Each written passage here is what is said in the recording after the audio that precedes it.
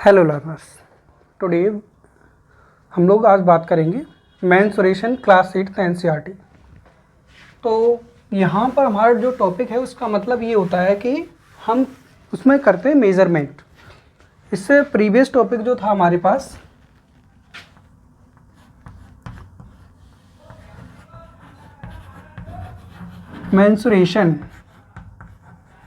Mensuration का मतलब है कि हमारे पास मेज़रमेंट, लेकिन हम यहाँ पे क्या बात करेंगे, यहाँ पे केवल बात करेंगे हम लोग एरिया के बारे में। तो कोई भी शेप है जो हमारे पास, हम ये बेसिकली बात करने वाले हैं इसमें 2D फिगर्स का। 2D फिगर्स का मतलब जिसमें केवल एक लेंथ है और एक ब्रेथ है, ऐसी फिगर्स। या फिर हम ये कह सकते हैं हमारे पास 2D फिगर्स होती है, जैसे ये सर्कल है। तो ये जो फिगर्स है केवल हम इनकी जो एरिया ऑक्युपाइड है, जो ऑक्युपाइड एरिया है उसको हम कैसे कैलकुलेट कर सकते हैं, ये हमें आज के टॉपिक में बात करनी है। तो यहाँ पर हमारे पास कुछ बेसिक फॉर्मूले होते हैं जिनको हम लेकर के हम इनका एरिया, जो शेप्स हैं 2D शेप्स, उनका हम एरिया फाइंड कर सकते हैं। जैसे कि हमारे पास है एक्सरसाइज 5.1।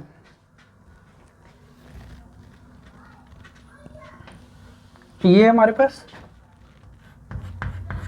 Exercise 5.1 class 8 exercise 5.1। तो जैसा कि यहाँ पे देख रहे हैं हम लोग, क्वेश्चन दे रखा है। Question number 1, a square and a rectangular field. जैसे कि एक हमारे पास एक स्क्वायर शेप दे रखी है इस तरह से।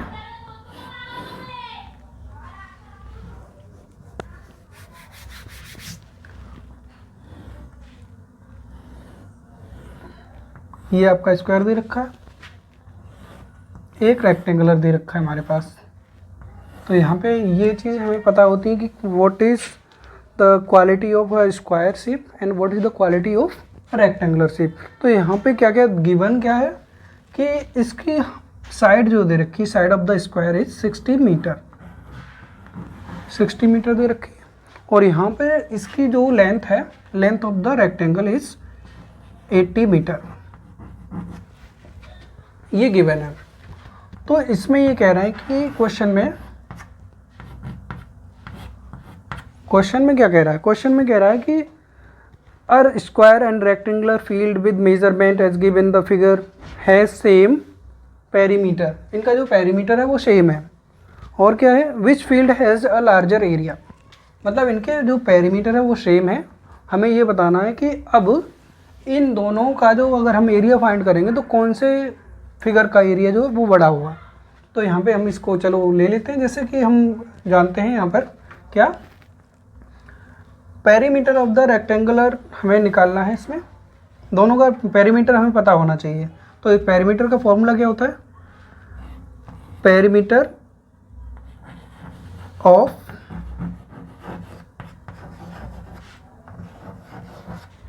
Square equal to perimeter of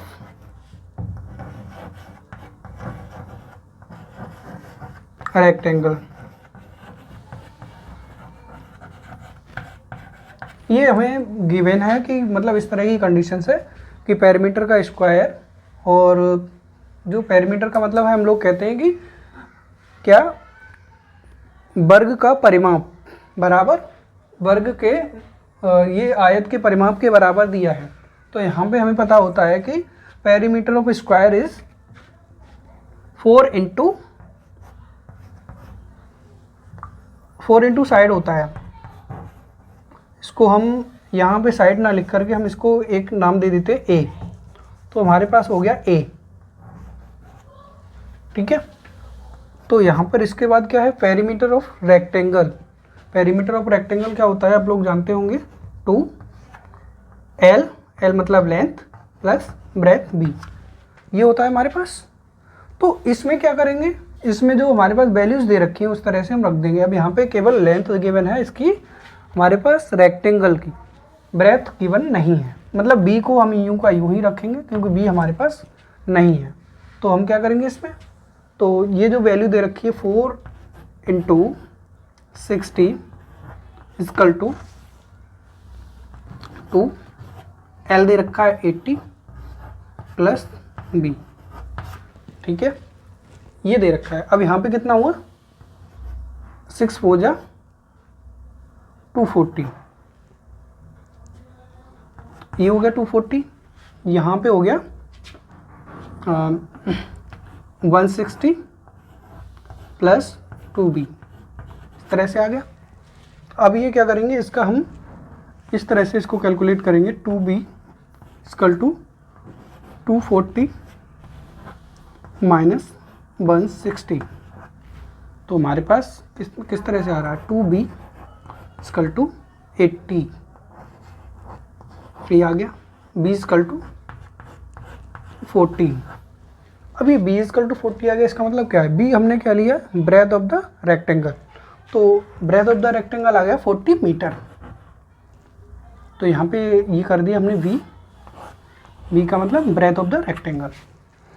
अब क्या पता चलेगा इसमें कि यहाँ पे केवल क्वेश्चन में ये तो दे रखा था कि ये दोनों सेम बराबर बराबर हैं, अब हमें पता चल गया B, लेकिन ये क्वेश्चन कह रहा है कि अगर इन दोनों का एरिया फाइंड किया जाए, अगर इन दोनों का एरिया फाइंड किया जाए तो किस शेप का या स्क्वायर का, गिवन स्क्वायर या गिवन रेक्टेंगल, इन दोनों में से एरिया किसका बड़ा होगा।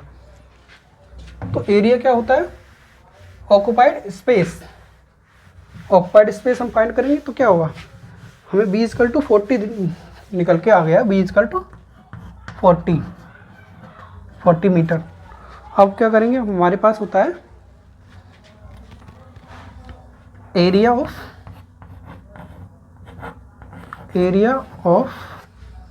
Square equal to side multiply side, या तो हम कहते हैं और साइड का स्क्वायर। इसका मतलब क्या है, साइड कितना दे रखा है 60 मल्टीप्लाई 60, तो हमारे पास कितना आया 360, और इसका यूनिट किस तरह से बनेगा, क्योंकि ये भी मीटर है और ये भी मीटर है, तो इसका मतलब मीटर स्क्वायर है ना। तो इसके बाद जो है हमारे पास रेक्टेंगल है, रेक्टेंगल का एरिया कितना होता है, area of rectangle equal to होता है length into breadth, L into B, ये हो गया L इंटू बी। तो अभी ये वैल्यू हमने B की वैल्यू फाइंड कर ली थी, तो अब इसमें क्या हुआ, लेंथ दे रखी है 80 एंड ब्रेथ दे रखी है 40, तो हमारे पास कितना आया 8 4 जा 32 0 0, ये आ गया आपके पास मीटर स्क्वायर सेम। तो हम यहाँ पे देख रहे हैं कि area of the square is 3600 metre square and area of rectangle are 3200 metre square.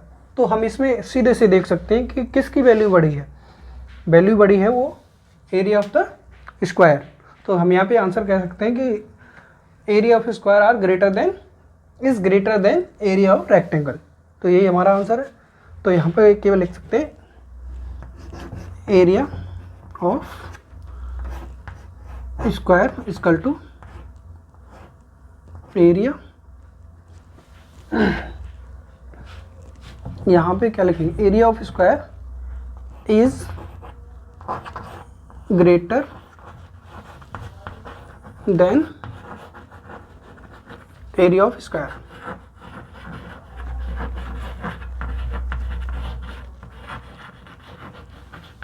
ये हमारे पास इस तरह से इसका आंसर है, ठीक है। अगर इसमें आपको कोई चीज़ समझ में नहीं आती तो आप पूछ सकते हैं। नेक्स्ट क्वेश्चन है, इस तरह से ही हम लोग देखेंगे। यहाँ पे हम लोग दो हमारे पास शेप्स थी जिनका हमने एरिया फाइंड किया, और हमने देखा कि यहाँ पर हमने रेक्टेंगल जो पेरीमीटर ऑफ द स्क्वायर, मतलब ये पूरा जो चैप्टर है फुली वो क्या है, फॉर्मूला बेस्ड है। एक तरह से हम ये कह सकते हैं कि अगर हमें जो गिवन शेप्स हैं, जो मतलब 2D शेप्स होती हैं, उनमें अगर उनके बारे में हमें पता है कि उनका जो साइड है एरिया किस तरह से होता है, पेरीमीटर किस तरह से होता है, तो हम ईजिली उनका कैलकुलेशन कर सकते हैं, उनकी जो मेज़रमेंट पूछी जाती है। अब यहाँ पे एक दूसरा क्वेश्चन है कि mister Kaushik has a square plot with the measurement as shown in figure. तो एक क्वेश्चन दे रखा है यहाँ पे, ये है क्वेश्चन नंबर 2। क्वेश्चन नंबर 2 दे रखा है, तो इस तरह से एक फिगर दे रखा है यहाँ पे, स्क्वायर शेप का फिगर है। अब क्या कह रहे हैं कि a garden is developed around the house. Garden इसके अंदर बना दिया गया है यहाँ पे इस तरह से, ये रहा गार्डन, इस तरह से ये गार्डन बना दिया है बीच में, साइड साइड में, और ये बीच में इसका हाउस है, यहाँ पे लिख दिया हाउस, ये हाउस है, ठीक है। तो ये क्या कह रहे हैं कि उसकी मेज़रमेंट दे रखी है। अब ये पूरा जो स्क्वायर है उसका बाहर से कितना है, 25 मीटर, तो ये 25 मीटर होगा, है ना। तो ये तो आपको पता होता है कि जो side of the square are same as 4 sides, मतलब 4 sides of a square are same length, तभी तो वो स्क्वायर कहलाता है। अब इसमें क्या है, इसमें कह रहा है कि ये जो इसका ब्रेथ है, यहाँ पे इसकी मेज़रमेंट दे रखी है, इसकी वो कितना चौड़ा है, ये वाला, ये है आपका 15 मीटर, इसका दे रखा है ये, मतलब इस तरह से इसकी लेंथ दे रखी है यहाँ पर।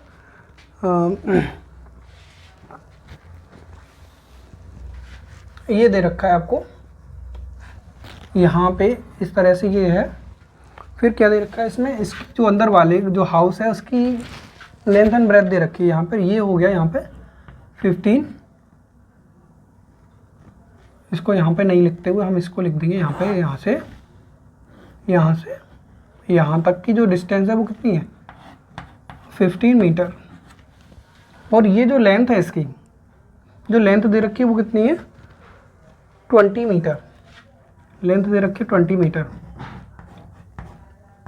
अंदर वाला जो हम ये देख रहे हैं कि इसमें जो है क्या, ये हमारा ऊपर तो जो है वो स्क्वायर शेप है, अब हम उसके अंदर देख रहे हैं उसमें क्या है, उसकी जो साइड्स हैं, sides of the shape are different. अब जैसे लेंथ इसमें 20 दे रखा है और दूसरी साइड है वो 15 दे रखी है, इसका मतलब क्या है, वो एक रेक्टेंगल को फ्रेम कर रहा है।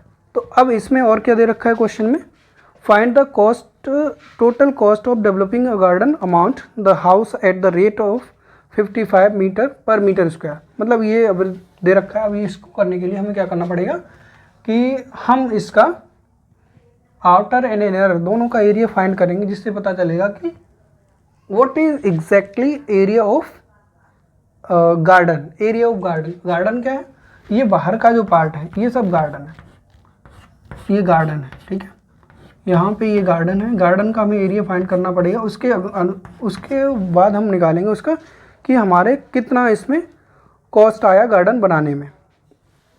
तो अब इसमें क्या करेंगे, हमने किया क्या, एरिया ऑफ द, जैसे कि हम लोगों को पता होता है area of square, area of square कितना होता है, साइड मल्टीप्लाई साइड इसका, ठीक है। तो एरिया को अब ये यहाँ पर हमारे पास जो शेप दे रखी है वो पहले से जो इनिशियल शेप है वो क्या है, वो एक स्क्वायर को फ्रेम कर रही है। तो यहाँ पे क्या है, साइड दे रखा है हमारे 25 और इसका 25 का मल्टीप्लाई हो जाएगा, तो ये आ गया 625 मीटर, क्योंकि अब ये दोनों जो 25 मीटर तो ये मीटर स्क्वायर हो गया। अब क्या करना है, अब हमें फाइंड करना है कि एरिया ऑफ द हाउस कितना है। तो हम ये कह सकते हैं अब ये स्क्वायर टोटल पूरा कवर्ड एरिया हो गया। अब इसके अंदर जो हाउस बना है, अगर हम उसका एरिया निकाल के क्या करते हैं, अभी हम निकालेंगे यहाँ पे area of the house, area of the house area of house find किया तो कितना है, इसकी जो ये एक क्या है, हाउस जो है वो एक रेक्टेंगुलर शेप में है, एक रेक्टेंगुलर शेप में है तो ये रेक्टेंगुलर लिख दिया, रेक्टेंगुलर। ये क्या होता है, लेंथ इंटू ब्रेथ। तो यहाँ पे लेंथ दे रखी है आपकी 20 एंड ब्रेथ दे रखा है 15, तो यह हो गया हमारे पास 300 मीटर स्क्वायर, ये आ गया। लेकिन यहाँ पे हमारे जो क्वेश्चन का जो आंसर है वो ये नहीं कह रहा है कि, इसमें केवल ये पूछ रहा है कि what is the cost, what is the rate, यहाँ पे what is the total cost of developing the garden. अब ये गार्डन को बनाने में कितनी कॉस्ट लगी, तो यहाँ पे गिवन क्या है, गिवन है कि, गिवन है यहाँ पर कि 1 मीटर स्क्वायर को बनाने के लिए तो कितना 55 रुपीज़ का खर्चा आता है, ठीक है, पर मीटर स्क्वायर का। तो ये दे रखा है इसका रेट। तो यहाँ पे क्या करना पड़ेगा, हमें एरिया निकालना पड़ेगा, एरिया ऑफ द गार्डन। तो इस तरह से हम यहाँ पे निकालेंगे area of the garden, area of the garden equal to total area of plot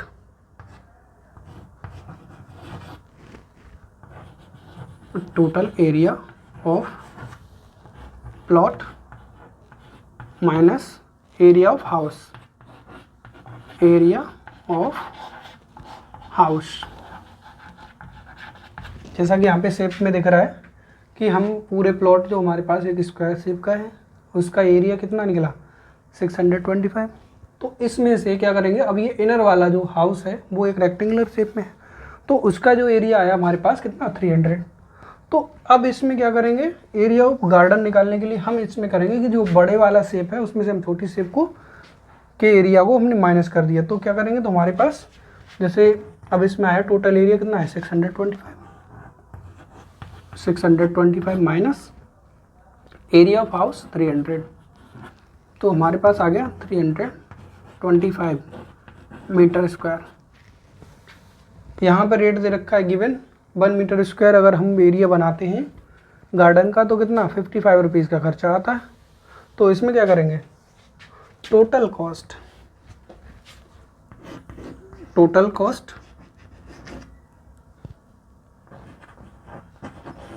of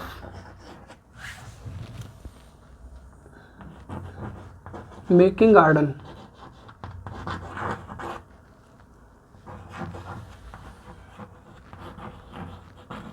कितना है 325 मल्टीप्लाई 55, क्योंकि 1 मीटर स्क्वायर ये होता है जो एरिया जो जिस तरह से बनाने में आ रही है इसकी जो क्या है रेट वो है 55 पर मीटर स्क्वायर। तो यहाँ पे 325 हमारे पास टोटल एरिया है, एरिया ऑफ द गार्डन। तो यहाँ पर जो है वो 55 से मल्टीप्लाई करेंगे और यहाँ पे कितना आंसर आएगा, इसको हम करेंगे 325 55 से करेंगे तो कितना आएगा 5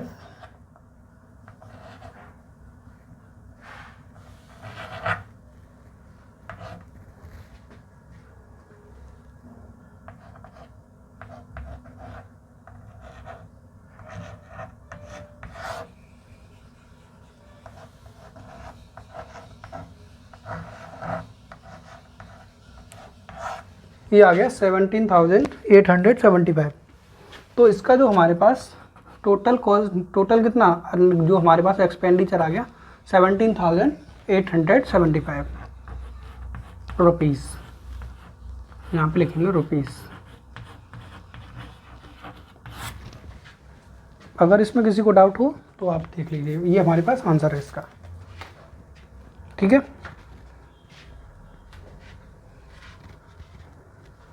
इसके बाद एक तीसरा क्वेश्चन है हमारे पास, थर्ड वाला क्वेश्चन दे रखा है कि शेप ऑफ द गार्डन। अब इसको ये समझ में आ गया,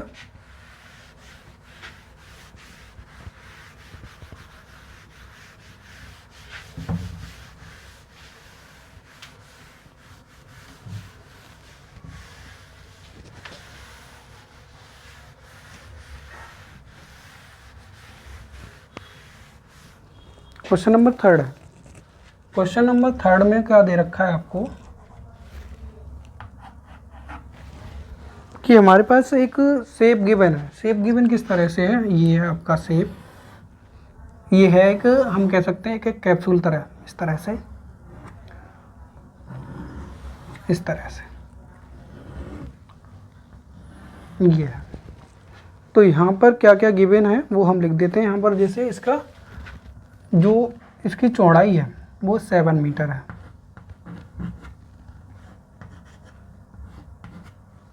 और इसकी टोटल लेंथ है वो 20 मीटर है। ठीक है, तो ये कह रहे हैं कि the shape of the garden is rectangular in the middle and semi circle at the end as shown in diagram. Find the area and the perimeter of the garden. अब इस शेप का हमें पूरा ये गार्डन है, अब हमें इसका पूरे का एरिया बताना है कि ये कितना, इसका एरिया कितना होगा। तो हम इसमें क्या करेंगे, इसमें हमारे पास सोचने की बात तो केवल ये है कि हमारे पास इसको पार्ट वाइज करके करना पड़ेगा। किस तरह से, एक इसमें आपको फर्स्ट पार्ट दिख रहा है, ये हम इसको ए मान लेते हैं, ए, इसको बी मान लेते हैं, बी एंड सी। तो ये हम इसको कैसे कह सकते हैं, हमारे पास 2 सेमी सर्कल इसमें आ जाते हैं और एक रेक्टेंगुलर है। तो हम क्या करेंगे, अब इसमें ये आपको पता होता है, जैसे हम इसका अगर ये फाइंड करेंगे बी का, क्योंकि ये जो क्या होती है, ये इसकी रेडियस होगी, क्योंकि ये अगर रेडियस होगी और ये इसकी जो length breadth of the rectangle, या फिर हम ये कह सकते हैं कि breadth of the this garden, वो कितना है 7 मीटर। तो 7 मीटर में से ये कितना हुआ है, ये इसका 3.5 होगा, है ना, यहाँ तक ये हो गया 3.5। ऐसे ही इसमें सेम होगा। तो यहाँ पर actual length of the rectangle कितना हुआ, यहाँ पे 3.5, दोनों तरफ 3.5 कम हो जाएगा, यानी 7 कम हो जाएगा। तो ये कितना हुआ, ये हो गया आपके पास 13 मीटर। यहाँ पर हो गया आपका 13 मीटर, ये 13 मीटर इसकी लेंथ हो गई, और ब्रेथ तो सेम है क्योंकि हमें पता है वो 7 मीटर दे रखा है आपको। तो हम क्या करेंगे, इसमें हमें 2 चीज़ें इसमें पता होती हैं। एक हमें पता होता है एरिया ऑफ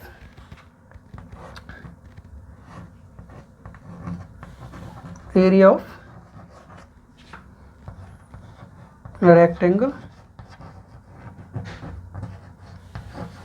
ये आपको पता है L इंटू बी, और एक हमें पता होता है एरिया ऑफ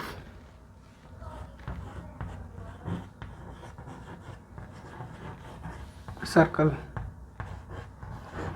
कितना होता है, एरिया ऑफ सर्कल होता है आपका पाई आर स्क्वायर। तो ये जब पाई आर स्क्वायर है, लेकिन हमारे पास इसमें क्या है, दोनों अलग अलग इसमें सेमी सर्कल है। हम चाहें तो इसको पूरा एक करके भी हम इसको बना सकते हैं, कह सकते हैं, उसको कैलकुलेट कर सकते हैं, लेकिन हम चाहें तो इसको अलग अलग भी, ये हमारी अपनी मर्जी है। लेकिन यहाँ पे क्या करेंगे, total area of the garden, total area of garden equal to area of part A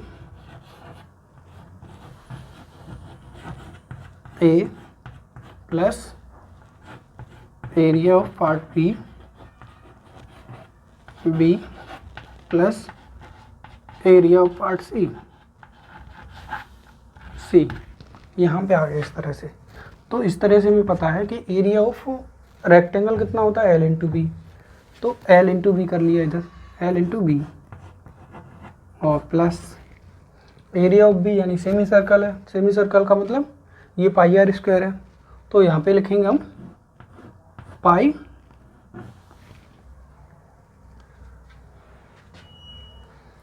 R square, क्योंकि इसमें टोटल हम इस तरह से अगर हम ये करते हैं, जैसे pi are square upon 2 plus pi are square upon 2, क्योंकि हमारे पास दोनों हाफ हाफ हैं इसमें, ये दोनों ये कह सकते हैं हम, ये दोनों जो पार्ट हैं वो सेम है।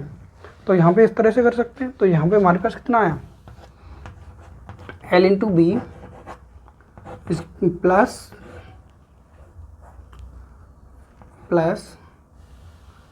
पाई आर स्क्वायर, इस तरह से आया। तो इसमें हम वैल्यू पुट कर देते हैं, किस तरह से, यहाँ देखिए यहाँ पर पुट करेंगे इसकी values. L into B, L कितना दे रखा है आपका,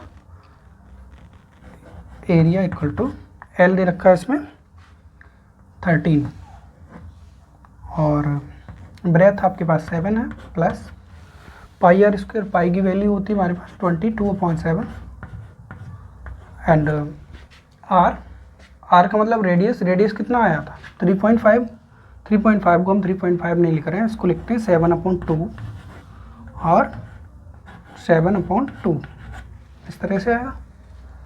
तो मतलब ये है, हम यहाँ पे 7 से एक 7 को क्रॉस कर देते हैं, 2 से ये 11, तो यहाँ पे आ गया 91 प्लस 77/2, तो ये आपके पास आ रहा है 91, इसमें यहाँ पे मल्टीप्लाई हो जाएगा 2 182 प्लस 77/2, तो इसमें क्या होगा, इसमें अब इसको हम दोनों को प्लस करेंगे तो क्या होगा 9 और 8 7 15, 1 और 2 259/2, यानी कितना आंसर आ रहा है हमारे पास 1 2 और 9.5 129.5 मीटर स्क्वायर, ये इसका आंसर है। देखिए इसके आगे हम लोग जब बात करेंगे वो आपको जो बाकी जो क्वेश्चंस हैं उनको हम कल अगली क्लास में करेंगे। तो इसका यहाँ तक आपको अगर कोई कन्फ्यूज़न है तो आप उसको कमेंट्स में बता सकते हैं। बाकी अगर वीडियो अच्छा लगा हो तो like, comment and subscribe share.